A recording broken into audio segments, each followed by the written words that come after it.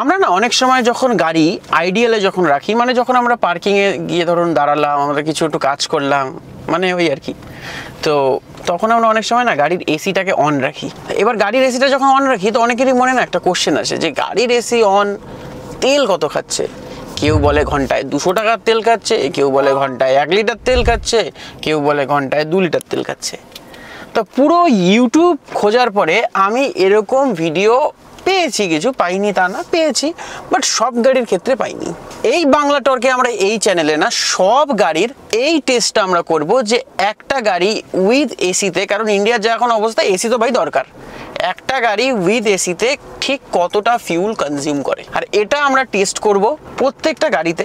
তো আজকে আমরা যে গাড়িটা টেস্ট করছি সেটা হচ্ছে tata Tiago XT rhythm BS6 phase 2। তো এই গাড়িটার আমরা টেস্ট করব যে 1 লিটারে উইথ এসি ঠিক কতটা ফিউল কনজিউম করে। তো এই গাড়িটার আমরা টেস্ট করব 1 ঘন্টায় উইথ এসি আইডিয়ালে আমরা টেম্পারেচার মিটারেরও এখানে ইউজ করব ঠিক কতটা ফিউল কনজিউম করে। আর আমরা এই গাড়িটার পুরো ট্যাঙ্কি একদম ফুল করব, তারপরে আমরা 1 ঘন্টা এসি চালাবো, তারপরে আবার আমরা টেস্ট করব। তো এবার সবার আগে আমরা গাড়ির ট্যাঙ্কিটাকে ফুল করে নিই। অলমোস্ট ফিউল মিটারে তো বলছে ফুল, বাট আমরা একদম টিপ অফ দিয়ে এটাকে ফুল করব। তো আমরা চলে এসেছি ইন্ডিয়ান অয়েলের পাম্পে, তো এটাকে আগে ফুল করে নিই।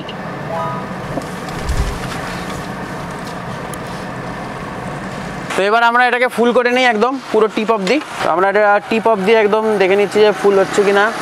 এটাকে একদম ফুল করবো, নাহলে এটার এক্স্যাক্ট ক্যালকুলেশন আসবে না। হ্যাঁ হ্যাঁ হ্যাঁ, তো এটা এখন এক্স্যাক্ট ফুল। তো এবার আমরা কোনো একটা শেডি এরিয়া খুঁজি যেখানে আমরা এটাকে অ্যাড করতে পারবো। আর আমরা এখান থেকে গাড়িটা না কোথাও মুভ করাবো না, গাড়িটা আমাদের এখানেই থাকবে, গাড়িটা আমরা কোথাও মুভ করাবো না। গাড়িটা আমরা বেশ এখানে একটু হালকা মতো ছায়া মতো আছে, আর এইখানে আমরা পুরো 1 ঘন্টার জন্য এটাকে পার্ক করব।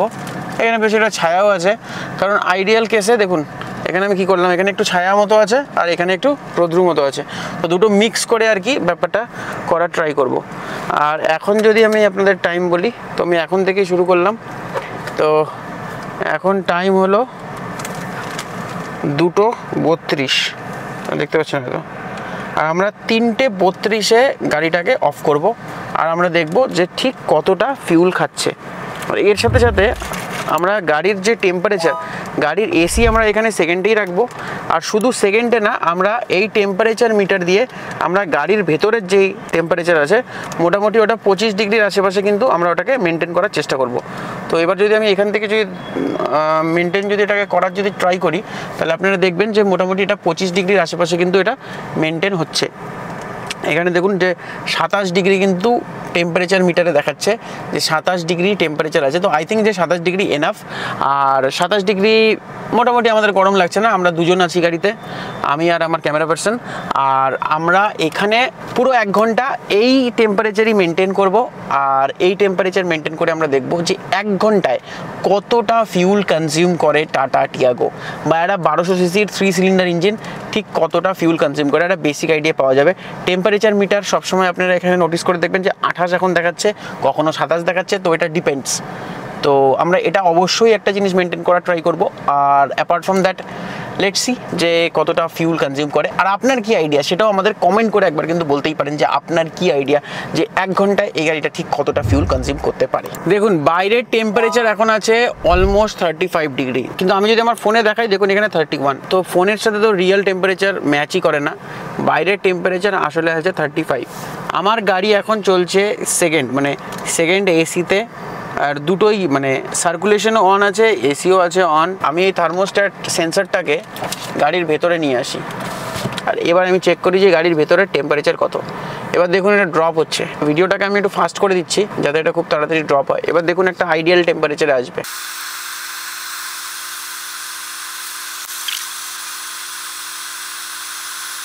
তো দেখুন গাড়ির মোটামুটি আইডিয়াল টেম্পারেচার 26 ডিগ্রি, আর 26 ডিগ্রি আমার মনে হয় এনাফ। আর আপনাদের গাড়িকেও আপনারা চেষ্টা করবেন যে 25-26 ডিগ্রির আশেপাশে রাখার, বেশি টেম্পারেচার করে কোনো লাভ নেই। তো আমরা এই 26 ডিগ্রিতেই আমরা 1 ঘন্টা হোল্ড করব।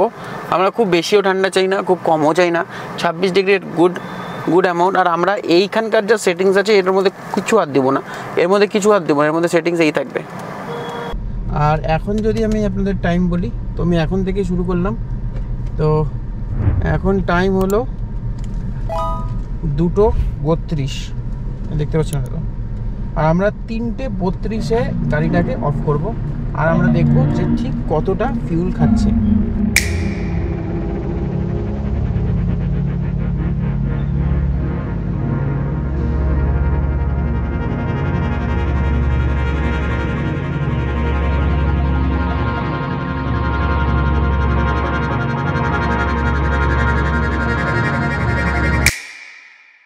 তিনটে 30 আর আমরা শুরু করেছিলাম 2:32-এ, তার মানে আমাদের কাছে 2 মিনিট আছে। তো চলুন আমরা ঠিক সেই জায়গাটাই আছি যে জায়গাটায় আমরা পার্ক করেছিলাম, আর এইখান থেকে আমরা এবার চলে যাই ডাইরেক্টলি আবার রিফিউল করাতে।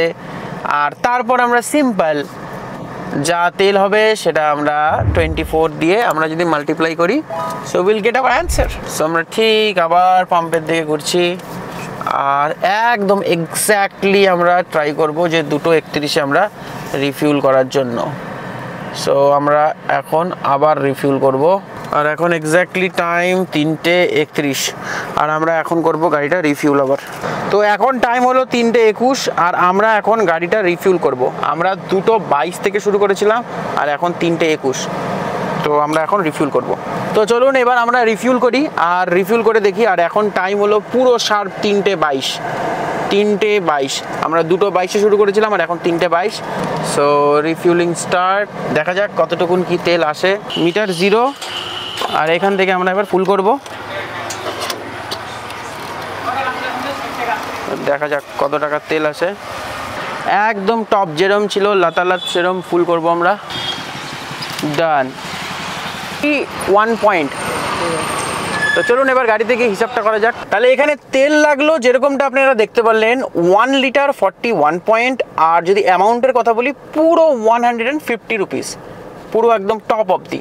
তার মানে টাটা টিয়াগো 1 ঘন্টাতে এসি চালালে 150 টাকা আপনার খরচা হবে। এবার আপনি যতক্ষণ এসি চালাবেন আপনি সেই হিসাবে যদি মাল্টিপ্লাই করেন সেটা আপনার হিসাব বেরিয়ে যাবে।